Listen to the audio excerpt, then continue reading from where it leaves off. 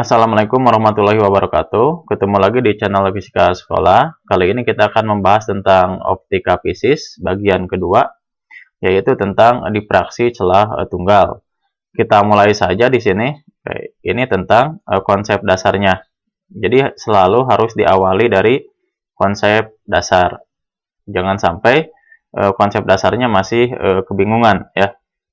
Konsep dasarnya tentu sederhana ya. Kalau kita bicara difraksi atau interferensi, berarti kita harus punya sumber cahaya yang bersifat koheren. Kemarin koheren itu adalah mempunyai fase yang sama gitu ya. Nah, dia punya panjang gelombang. Kemudian di depan sumber cahaya ini tentu kita pasang sebuah celah di sini. Celahnya adalah celah tunggal. Sini celah.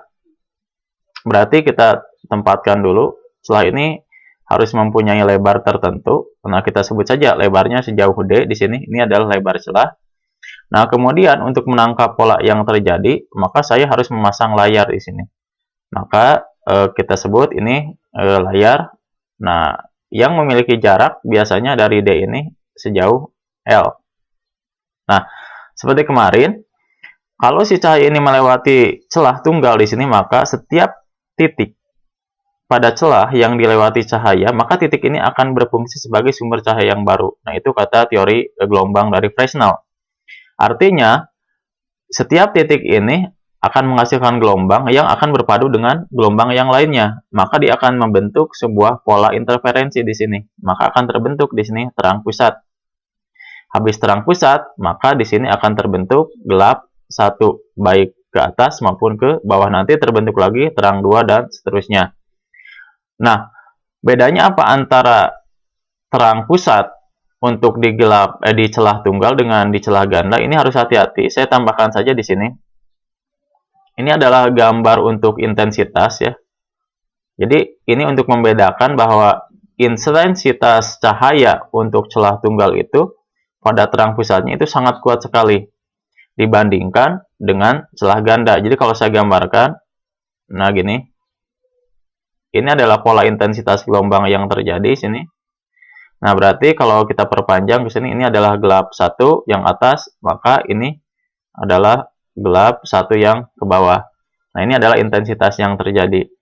Nah, jarak antara pola yang terjadi sama dengan celah ganda, berarti kita memiliki ini namanya Y, jarak pola yang terjadi. Nah, kalau kita memandang persamaannya sekarang bagaimana? Kalau kita melihat ini adalah gelombang yang dihasilkan dari ujung atas, kemudian dia berpadu dengan gelombang yang dihasilkan dari tengah. Nah, yang berbeda tentunya ini bukan D, tapi berbedanya adalah di sini sejauh D/2. Maka kalau kita lakukan analisis untuk syarat gelap, di sini, kayak kita mulai untuk syarat gelap. Nah, untuk syarat gelap, kemarin kita sudah mengetahui bahwa syarat gelap itu, maka selisih panjang lintasan yang ditempuh oleh cahaya, itu harus berbeda setengah lambda. Jadi kalau kita perhatikan yang awal di sini, kita tuliskan misalkan, selisihnya itu apa? Yang ini kan S1 nih, lintasan 1 dari atas, kemudian yang di sini, ini adalah S2, kemudian ini adalah sudut defleksinya θ. Jadi kalau kita gambarkan di dalam gambar yang berbeda, maka ini dari sumber cahaya atas, titik atas, ini dari sumber cahaya dari tengah. Nah, jarak yang diperolehnya tadi dari gambar ini di sini ya, yang ini juga di sini, ini adalah D/2 jaraknya. Jadi kalau kita ingin menentukan berapa perbedaan yang terjadi selisihnya, ini kita tarik garis ke sini yang tegak lurus. Nah, ini kita sebut S1, ini kita sebut S2, di mana sudut ini adalah θ. Maka kita bisa menuliskannya θ-nya di sini. Berarti perbedaan antara dua lintasan cahaya ini kita warnai dengan warna yang berbeda di sini. Nah, ini adalah perbedaan dua lintasannya, ini namanya delta S. Nah, hubungannya antara delta S, θ, dan D/2 gimana? Nah, berarti secara matematik, pakai trigonometri, kita akan mendapatkan bahwa delta S itu akan sama dengan D/2 dikalikan sin θ. Nah, kalau kita hubungkan dengan syarat untuk terjadinya gelap, yang mana yang ini? Ini adalah syarat untuk terjadinya gelap, maka kita bisa mengganti si delta S-nya. Berarti D per 2 dikalikan dengan sin theta, itu harus sama dengan setengah dikalikan lambda. Maka kita akan mendapatkan di sini D dikalikan sin theta, itu harus sama dengan lambda. Nah, ini kalau kita amati antara titik yang berjarak berapa? Setengah D. Kalau seperempat jadi berapa? Berarti jadi 2 lambda. Kalau seperdelapan jadi 4 lambda. Terus kalau kita mengambil tidak setengah lambda, istilahnya 3 per 2 lambda, maka akan terjadi 3 lambda. Kalau 5 per 2 lambda akan menjadi 5 lambda. Maka secara umum kalau kita tuliskan D sin theta lambda ini, maka D dikalikan dengan sin theta itu harus sama dengan M dikalikan lambda. Nah, ini bisa kita lingkari, ini sebagai syarat terjadinya pola gelap dalam difraksi celah tunggal. Nanti kalau sin tetanya tidak ada di soal, maka kita akan menggantinya dengan perbandingan antara Y terhadap L-nya. Karena dalam sudut yang sangat kecil, nilai sin theta ini sama dengan tangan theta. Jadi kalau kita tuliskan di sini, maka untuk sudut yang sangat kecil, nilai sin theta, nah itu hampir setara dengan tangan theta. Yaitu kalau dari percobaan ini besarnya adalah Y per L. Nah, berarti kalau kita tuliskan ini akan sama dengan apa? D dikalikan Y per L itu harus sama dengan M lambda. Nah, ini adalah syarat untuk terjadinya gelap di sini. Dengan catatan, M-nya adalah apa? M-nya adalah orde. Orde apa saja? Berapa ordenya? 1, 2, 3, dan seterusnya. 1 untuk gelap 1, 2 untuk gelap 2, 3 untuk gelap 3.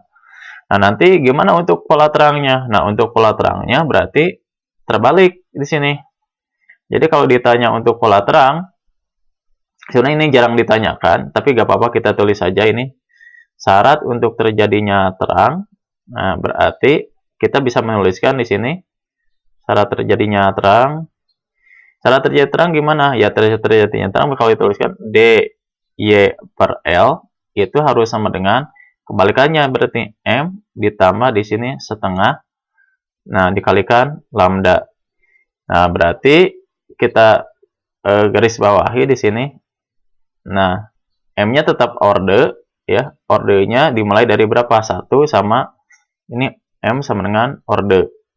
Ordenya berapa nilainya? 1, 2, 3, dan seterusnya.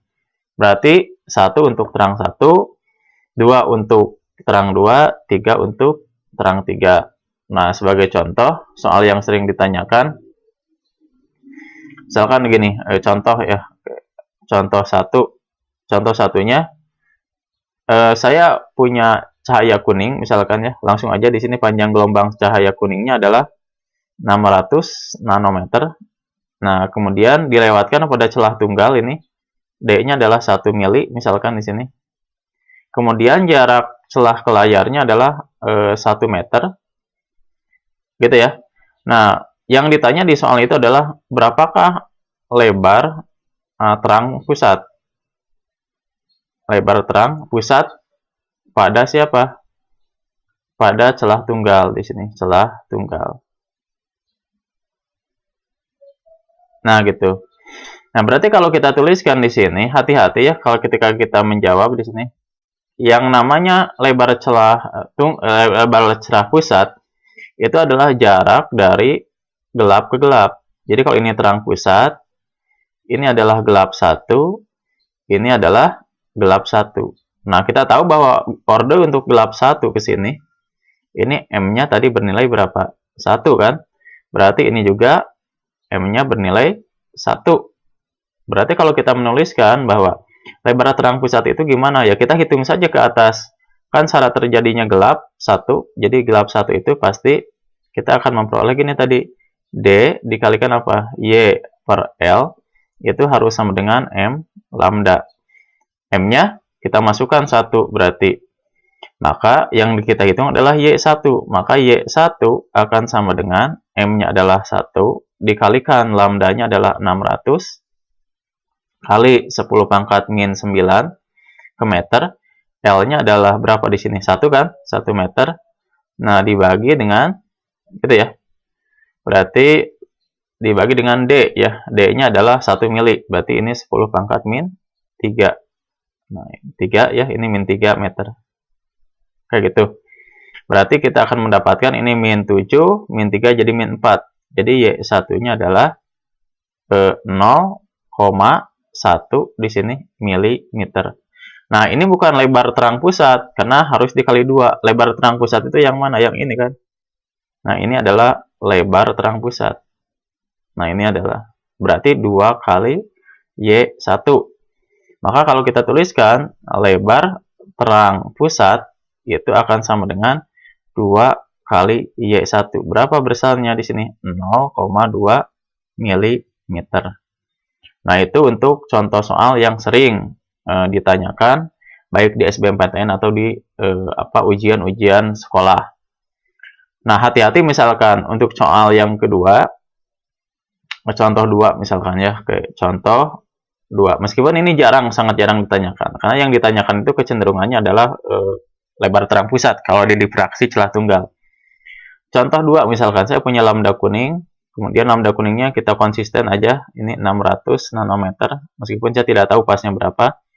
Kemudian lebar celahnya kita buat 1 mili lagi, dan L-nya itu adalah di sini biar beda kita tuliskan di sini 50 cm. Nah, yang ditanyakan adalah pola terang 1 atau pola terang pertama pada celah tunggal. Nah, di sini misalkan pada celah tunggal. Kayak gimana nih? Nah, hati-hati kalau kita memakai rumus, berarti jawabnya di sini ini juga sangat sederhana sebenarnya. Berarti tinggal gimana? D dikalikan apa? Y per L itu harus sama dengan apa? M ditambah setengah dikalikan lambda. Jadi kalau Y1 untuk terang itu sama dengan M-nya kita masukkan 1. 1 ditambah setengah, kan gitu ya. Dikalikan 600 kali 10 pangkat minus 9. L-nya kali silang ke sini, berarti L-nya berapa? 50 cm. 50 cm itu adalah setengah meter kan? Nah, dibagi dengan D-nya. D-nya 1 mili, ini berarti 10 pangkat min 3. Di sini satuannya meter.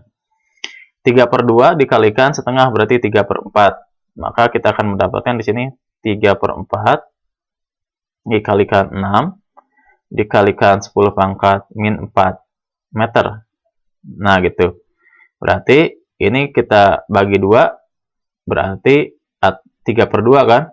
Nah, ini 3 per 2, 3 kali 3 berapa? 9, dibagi 2 berapa? 4,5. Berarti ini adalah 4,5 kali 10 pangkat min 4 meter. Nah, atau kita tuliskan di sini 0,45 mm.